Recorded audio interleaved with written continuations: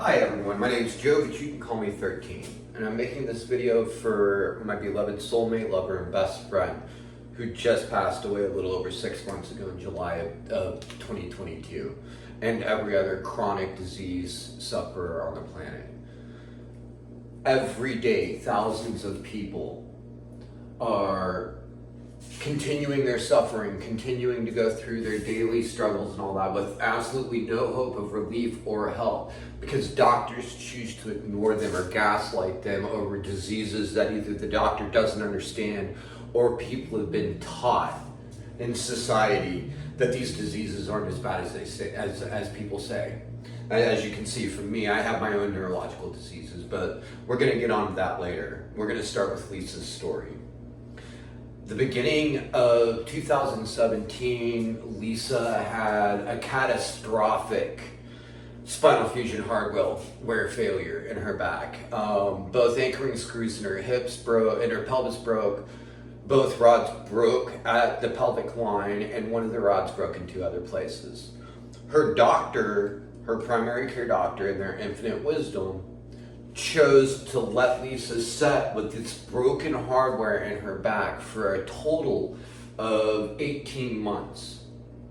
Fast forward quickly to November 2018, Lisa finally gets cleared after us calling numerous times to get the referral in for her surgeon to get this done. Finally get Lisa in to get into the surgery. This is where everything really started to go south.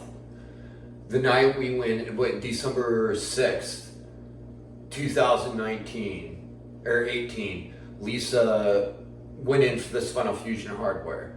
Little did we know at the time that Lisa had a 7.8-inch mass on her ovaries. And despite us telling the doctor that there was a bulge in her stomach that needed to be looked at and all that, and her doctor passing it off as it was just the bend in the scoliosis in Lisa's back so severe it was pushing her internal organs out. Well, what happened is when they put Lisa on her stomach to do the spinal fusion repair, that mass rolled and crushed her sacral nerve, taking away any and all function and feeling from her entire saddle system all the way down. She could still walk, but she had absolutely no feeling or function whatsoever. That cost Lisa her ability to use the restroom on her own, and a lot of freedoms that she should have never have lost. So Lisa went under the knife on December 6th.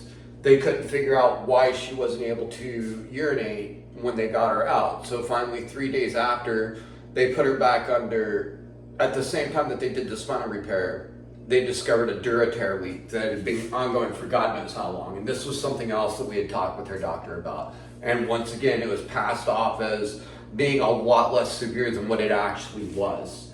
So 3 days after the original surgery, December 9th, Lisa went back under the knife for them to widen the area around the duratear repair that they did, thinking that that was going to alleviate Lisa's issue.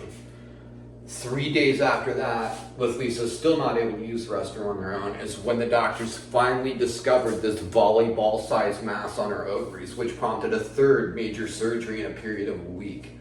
They transferred Lisa over to another hospital, and they gave her a complete oophorectomy. But by that time, the damage was already done. That was the beginning of Lisa's rapid decline with the diseases she was diagnosed with in January of 2019, which was arachnoiditis. Little did we know at the time, Lisa had already progressed into the later stages of arachnoiditis, into what they call the adhesive stages.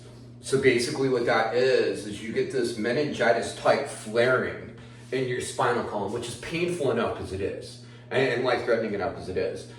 But then what happens is when you get those inflammation, the arachnoid clusters, the arachnoid nerves clump together and cause even more pain because of cross-sensory overload, things like that. And then as the inflammation starts dying off, these nerves don't separate. These nerves continue to stay together and they slowly degrade off. So over time, while enduring pain that by experts has been said to be tantamount to those with metastatic bone cancer, you slowly start losing functions over time. And there's no cure for it. There's no fix for it. 11,000 people a year on the last statistics that I've read in the United States are diagnosed with arachnoiditis, the base of this disease. And worldwide, there's probably quite a bit more. The original, one of the main causes for arachnoiditis was actually an X-ray dye that they would inject directly into your spinal column for contrast X-rays. Little did we know at the time that this would happen back in the 60s and 70s, that dye had an acidic base on it and was actually damaging the nerve clusters in the body. The second most common cause of arachnoiditis is severe spinal trauma to the spine caused by surgeries.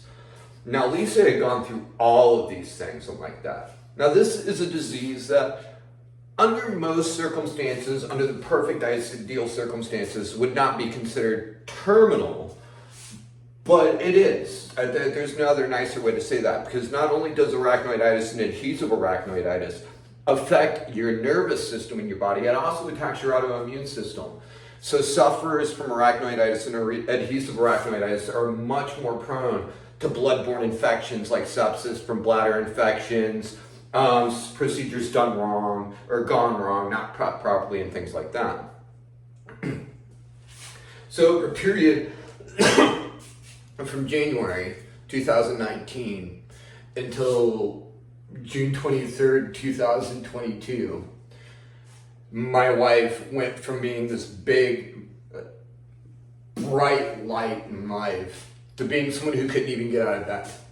She experienced so much pain nonstop throughout the day that she had an intrathecal pain pump installed in her that was pumping meds directly into her spinal system, and still having to take prescription medications on top of that, and it still wasn't enough to keep her comfortable to be able to live what little bit of life that she had left.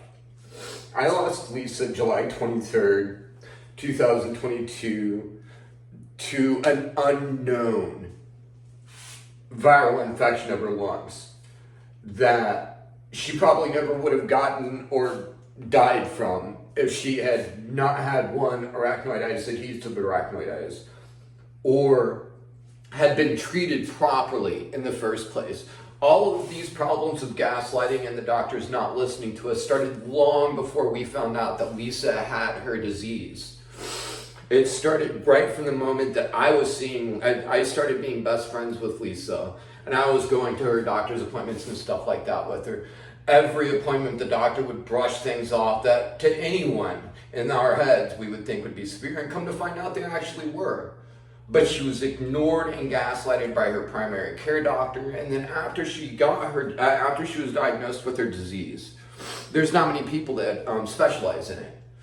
But finding anyone who was even willing to learn about this disease was beyond impossible.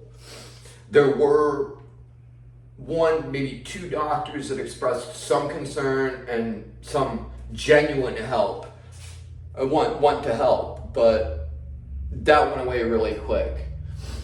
This stigma that has been put on chronic pain patients and people that suffer from chronic and progressive terminal illnesses by Big Brother and Big Pharma and all that has destroyed so many lives. There are so many of our loved ones go through every moment of every day suffering to the point where they just lay there and they wish they could just go to sleep and not wake up. People should not have to live like that, because that's not living. That's just very quickly praying for a death that comes very slowly and very painfully. Starting April 3rd, 2023, this year, I will be starting a cross-country movement. I will be leaving Lake City, Florida, and going to Flagstaff, Arizona, in kind of a circumferential route. The entire time I am going to be raising awareness, passing out informational pamphlets to rare and progressive neurological diseases. I will also be trying to do in-person talks for educational purposes and things like that. And the entire time I'm going to be out on the road, I'm going to be carrying a petition with me for people to sign that I can present to the government, to the United States representatives that are supposed to be looking out for us. But the fact of the matter is things have got to change. Too many people are suffering when there is no need for them to suffer. That nobody's making, I can't say nobody, very few people are making efforts to understand these neurological diseases, the progression, the pains that it causes and stuff like that. But it's not in their best interest to cure it or make people more comfortable, but the fact of the matter is these people's voices need to be heard. These people need, they matter. They're human people, human lives too. Imagine if yourself or your closest loved one was slowly wasting away from a progressive disease. And some of you even have that. Some of you even already currently experience that, and you have to watch that person waste away to nothing and pass away in horrible agony because there are not systems in place to take care of people who are suffering like that. So come April 3rd, with or without help or sponsorship, I am going to be striking out cross country to do this. I welcome you to continue on my channel. Check me out, keep things going. I'm also going to post a link for my GoFundMe for the fundraiser down in the comments. Please feel free, reach out to me with any questions you have. This is Joe, aka 13, signing out.